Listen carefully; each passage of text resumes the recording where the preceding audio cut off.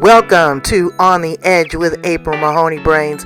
Here, this is the spot where the conversation is pointed, the guests are sharp, and the responses are never dull. Welcome home, Brains. There's only one requirement to hang out on the edge, is that you open your big brain and close your small mind. Did you bring your thinking caps? It's time to put them on, because the conversation starts now.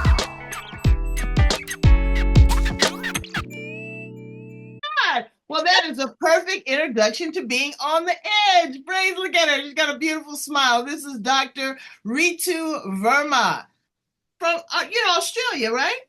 Absolutely. And this is her first podcast. So we are going to have such the authentic time, okay? It's going to be authentic. It's going to be real. We're going to talk about, just how we get ourselves together, what our mindset is like. She had a near-death experience. And she was able to cross over and see and feel and learn and touch things that most of us aren't going to get here and come back to Earth. We're going to talk about that and a whole lot more. Dr. Verma, welcome to the show. Thank you for having me, April. Absolutely. So tell us how you show up in the world. How I show up in the world is with my heart, with my light, with love. It seems like you always had love. Tell us what happened with your, a little bit more about you. How about that? What's your education? And, you got kids, you got a cat?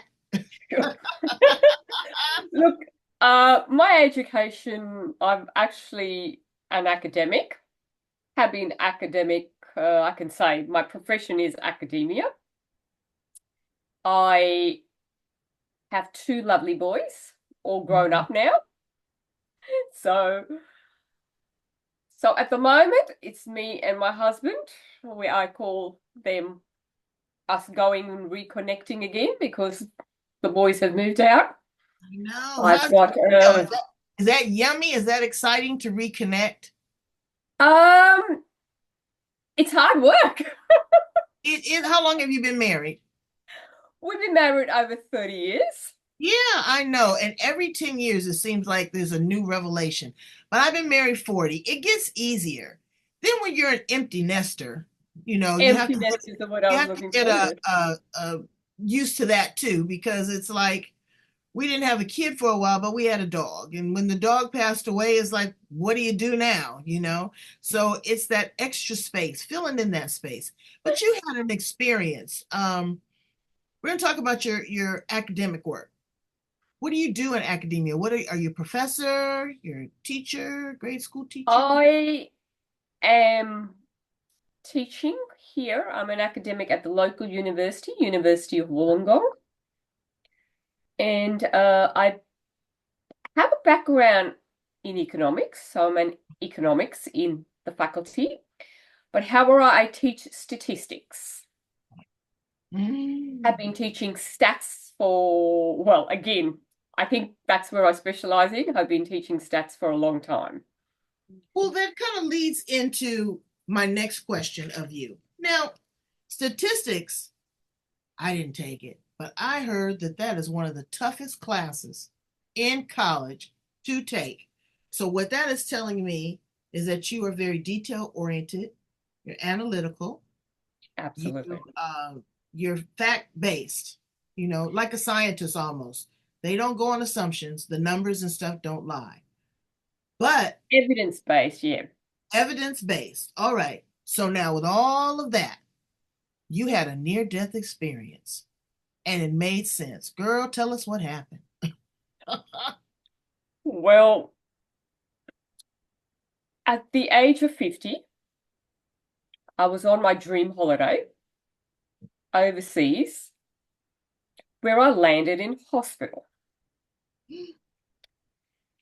And that is the time I had my near-death experience. Holy moly. What I now know, I wish I knew a long time ago. But what I saw, April, in my near-death experience was just pure light. There was so much light that I can't explain. And the words that I heard, and now I know it wasn't just by off chance. The words were, "You are loved." Mm. And it was like me being a baby. You know how mothers, my beautiful mother, used to hold me in her arms? Yes. It felt like I was in somebody's arms. And there was peace. So love, light, and peace are the three words that I would describe my near-death experience as. So you had an LLP. I get it. So when you're in that space, okay, because I've had an out of body experience. I don't know if it's the same as I didn't transition over, but my soul separated from my body and I could see that and I could be in that experience. So it's That's different. beautiful. But when you're in that space, did you think you were dead? Did you realize that you were almost dead? Well, I was almost dead because I could sense everybody is treating my body. Mm, Okay, I could see my husband's worried, doctors going around frantically trying to do something. And I know, no, I had a conversation up there whether I'd like to come back or mm. not. You got the choice. Wow. I got a choice. Actually, honestly, April, I'll be very frank with you. I thought I had a choice and I chose to return back. Mhm. But now, 7 years on, I'm just thinking whether I was pushed back Mm, because I still had to do right. a lot more for my family, a lot more for my community, a lot more for the world. In fact, I had to experience a lot more for myself. So the last 7 years been a lot of unlearning for me, Mm, unlearning everything that I was taught. Okay, and as you mentioned, I'm oriented, analytical, but that's because of my profession. That is because of my education. I didn't know anything about the invisible world. mm. Okay? Wow. So-called the soul, so-called the spirit. Hmm. I knew this world that's around us, Hmm. but now I know I am more than my body. I'm more than my mind. I'm a spiritual being Yes, you are. having a Yes, you are. human experience. Yes, you are. Now, I say this with love. When you tell your family and friends that they think you was cuckoo crazy. Yes, yes, yes. I don't know whether I explained it to them well because I used to say, I'm talking to God. God's talking to me. Wow. Okay. But now, 7 years on, I understand light, soul, God, universe. They are all just names. Hmm. I The call it Gus. in God, sorry? universe. I call it Gus. God, universe, and spirit. Oh, beautiful. Okay. And They're all it is a one. totality. It is a totality. But the thing of it is that okay? And I just asked this kind of for clarification because people's minds are spinning. If mine is spinning, was this like maybe a sickness or a surgery or something spontaneous and that just happened all of a sudden? And I'll tell you why I'm asking that question. So, what caused your near-death experience? Was it spontaneous, an accident, a surgery, a sickness, something like that? It was my brain injury, Oh, encephalitis, my brain and brain stem inflammation. wow. So this is something that you were kind of dealing with prior to? No, I Wow. didn't have a clue what was there. Got up one morning and was not feeling well. As I mentioned, I was on a dream holiday. Next day, I was supposed to go on a cruise. Oops. But never got there, landed in hospital, and my whole life has changed. Hmm. Now, it was hard because I had to relearn how to talk, how to walk. I had to learn how to brush my teeth, Wow. role reversal. My kids were feeding me. So I was a vegetable for some time, as they'd call it. But now again, looking back on it, it was divine intervention. Yeah, you got a testimony. You have an absolute testimony. The reason why I Divine ask that is intervention. because sometimes people will assume or think or ask or wonder that was this trauma?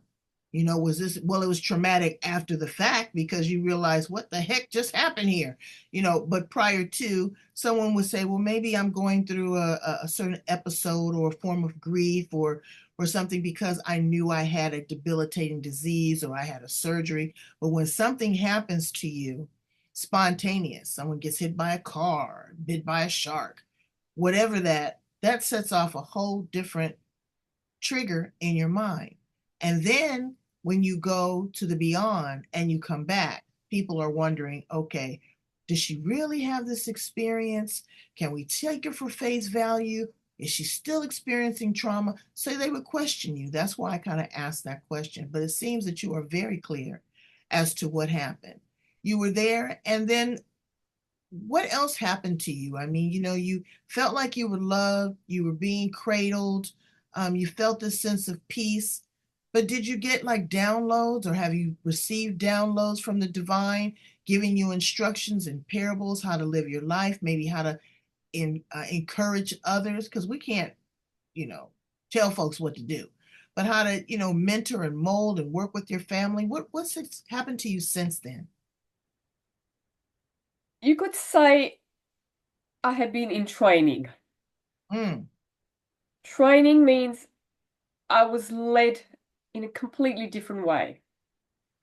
I was led to different, though I read books, but I was told, go and learn about energy, go and learn about healing, go and learn about health. Okay? Go and why people are suffering. So I was led to read a lot. I was led to write a lot. I was led to do community charity work. mm, And during that time, things evolved. I talked small talks to people during yoga, International Yoga Day. I did small talks. And then it got bigger and bigger and bigger in terms of I got a position on my own radio program at the local radio station. Non-profit organizations. I was sent to a few non-profit organizations, including the homeless, to do some charity work. now So I was led in many different ways. me ask another question. Growing up, were you spiritual, religious? Did you have any of that in your upbringing? Definitely religion, Mhm. but it was more following certain rituals. Right. Now, let me ask another question before you get into that. What is your country of origin? What is your nationality? I was born in Tanzania, but brought up as Indian. Okay. And I My asked that. lovely parents are Indian background, and so we're Indian background. So I asked that question because I'm just trying to put this all together. Sure. The Hindu, or I don't know if you were Hindu or if you were Muslim. Um, were you Hindu? I'm Hindu, but can I just point out, yes, I'm a Hindu. Okay, but India, wait, let me kind of finish putting that in the context. Okay, so you grow up and you have a religious or spiritual doctrine by your parents and upbringing of Hindu, that's right. which is different than quote unquote Christianity per se or spirituality. So now you have this you have this experience with Gus, God, universe, and spirit. Did that open you up to more light, more love? The reason why I say that is because in our life as human beings, we go by these philosophies, these doctrines, these rituals, these words, these books, these texts, these teachers, these gurus. You know what I'm saying? But until you have that actual one-on-one, it's not the same. It's not the same. You have your own personal relationship with the divine. Okay, that's where I'm trying to go with this. It's not Beautifully said. Beautifully said. it doesn't matter if you were, a sheep herder. You got to get the job done. And so a lot of times we are, as human beings, so compartmentalized into the doctrine, into the ritual, Yes. we can't see the forest for the trees. And it's a big universe out there. And I say this to you, brains, that you need to open yourself up. If someone is not ingrained or taught the way that you were, that does not make what they're saying or what they're doing any less valuable. And if you open yourself up to these experiences, this is what God wants you, is to be expansive. Am I getting this right, Dr. Verma? Absolutely. So as you said, a Hindu background, but I actually have gone to a Christian school even when I was in India and then when I moved here. So I've got both that backgrounds. And the words do come up like, the kingdom of heaven is within us. Right? And God is love. So all that came, but you're absolutely right. It's the whole universe is expansive, and having a relationship with God is crucial. So the message I'd like to extend from what you're saying, April, is the God is not outside phenomena. God is inside phenomena. Because everyone's expecting a God to have maybe a white beard or a goddess to be such beautiful, perfect size, always giving. So we have this idea, and in Hindus, we have a lot of deities which we pray to, and I do the same, and I did the same. But after this experience, I realized the light's within. Mm. And that is the relationship we need to have, is to explore that light within, is to explore that love within, expand it, give it to yourself and give it to others. So all of these will help being religious, but you need to connect and have that relationship with that spirit within us. So the relationship to God, I am connected. And the message, if I can point this out, April, is we don't have to die to be one with Gus, as you're saying. Mm-hmm. We can still be connected while we are alive. Now, I get you. All right. I'm on the same page with you. There's fear, there's animosity, there's lies, there's manipulation, and there's the devil. And so many people get caught up in the Svengali. It's great to have the love and the light and the universe and all of these magical, whimsical things, but people have trauma, they have adversity, they're evil, and I'm just keeping it 100, because again, that was not your experience. But we want people to find the beauty within, but they've got to sift through the wheat to get to the straw. And you were one of the fortunate ones that I don't know, what your upbringing was, but it seems that it was pretty stable to the point where this experience caused you to ascend, to go higher. But there's people that are struggling, Dr. Verma. What do you say to them? Well, first of all, I can help them, All right. because as I mentioned, this journey it's not been only for myself, but it's been for a higher purpose. And yes, there's a lot of people who are suffering.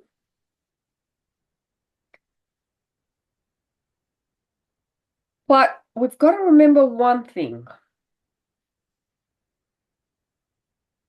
A lot of suffering is caused because of our own doings. Unconsciously may it be, unconsciously may it be, but we experience everything because we are not in tune with the laws of the nature. Okay. But as we start to align our values with the higher values of nature and spirituality, we find that joy and bliss within. Oh. And automatically, the lower part that you've mentioned of suffering, okay, evil, anger, resentment, automatically falls off. Think about nature, the trees, apples fall off themselves. So as we begin to concentrate on the higher self, each one of us has an higher self, may I point out. It's not just you and me and a few select. It's all of us. We have that part inside of us, each and every single human being. We just have to come together as a collective. We just have to come together as a collective and bring that source energy. It would be explosive. Do you feel that, okay, now, and I know that you're doing one thing, but do you feel, for the lack of a better term, you are called to preach, awaken, enlighten, transform, guide? What big $25 word are you led to do? I don't like the word preach because everybody's brought up differently and everybody's got their own individual journey. Right. So few words that I can say is guide, help you to transform,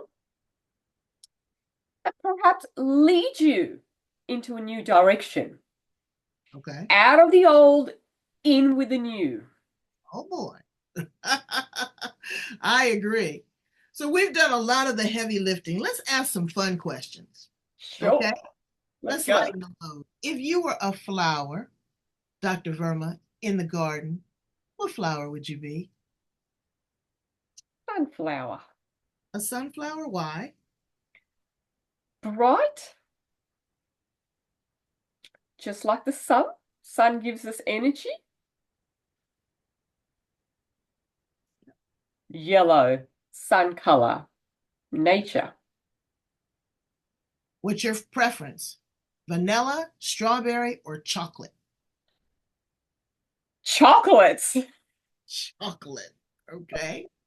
If you were a tool in the kitchen, what would you be? Ooh, that's a hard one. A tool in the kitchen. Ooh. Or an appliance?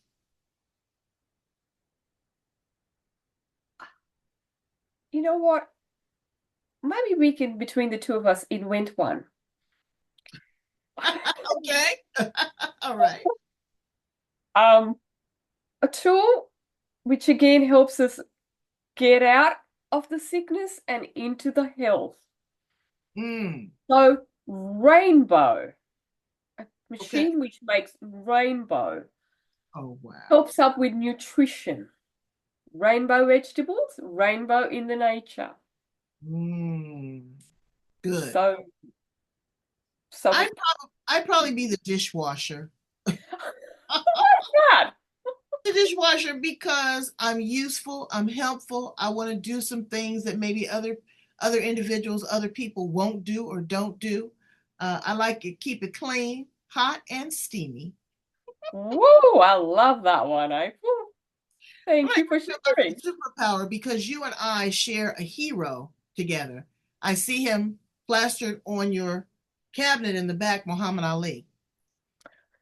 And I have met Muhammad Ali several times as a child. And Right. I have pictures here in my office. I don't know. I don't know if I can show you. Show me. You see him right there? Yes, yes. And then I have another picture of him. He gave that to me at a boxing ring. And he told me that he was the greatest of all time. And he asked me, did I believe it? And I said, yes, I do. And he said, am I pretty? And I said, yes, you are. He said, do I sting like a butterfly and float like a bee? Look I me. said, yes, you do. Yes, you do. He was a man of deep faith. He was a Muslim. He believed in principle. He believed in fairness and equality the best he could. He was a ladies' man, and I saw him at the gym now. I seen him. But the energy and the aura around him was magnificent. Why is he a person that you pay homage to as someone that you look up on your wall and admire? Again, he said, I am the greatest. Okay, so I admire him because when I looked at Muhammad Ali, he said, all you need is one punch. Okay, but to get that one punch, the victory punch, you need to practice, practice, practice. So you need one punch, which is better than thousands punches. But to get to that one punch, you have to practice 1,000 times. Absolutely. So it's the same as us. Let's be proactive in our connection. Let's be proactive in looking after ourselves. Let's be proactive and sending some love and kindness to the world. Mm. Let's be proactive in actually looking at our own pain and suffering and say, how can I transform that to contribute to myself, my family, and the higher good? That's amazing. You have been a wealth of information, and I could just talk to you for hours. Please tell my brains how to get in contact with you. If you have speaking engagements, if you're going to be coming up with a TED Talk, how can they get in contact with you and learn more from your great wisdom? Okay, so April, the best way to get in contact with me is through my website. We have a website through called Healing, Health, and Happiness. I'm available. I'm actually doing an online talk next month at a conference, at an entrepreneurship and a wellness conference. And okay, simply contact me, say hello to me through Facebook. These Well, days, very easy on social media. we're going to definitely put all of your information. Now, that was Healing, Health, and Happiness. Is that .com? Yes, Is it .au. The website .au. Yeah. Okay. It's So called that's healinghh.com.au. I'm sorry, healing HH That's right. dot com .com.au. .au. All right, we're going to put that there. You have just been so wonderful and so pleasant and so open and honest. And I just really appreciate your transparency. I'm glad that you decided or would push back for a little bit longer to educate and elevate the rest of us. Thank you so much, Dr. Reetu Verma. You are the best. Thank you, April. Thank you for having me. Take care. Brains, I need you to go and do something. I got to find my postcard. I always misplace it. I need you to go right here. You see this address right here in your face. I need you to go love, like, share, and subscribe. Love, like, share, and subscribe because we want to raise those numbers. We want to share this with as many people as possible. There's 8 billion on the planet. Exactly. And 780 of them are on the edge with us. So thank you so much for being here. Again, come back and visit me soon. All right? Bye for now. Bye, brains. Lots of love.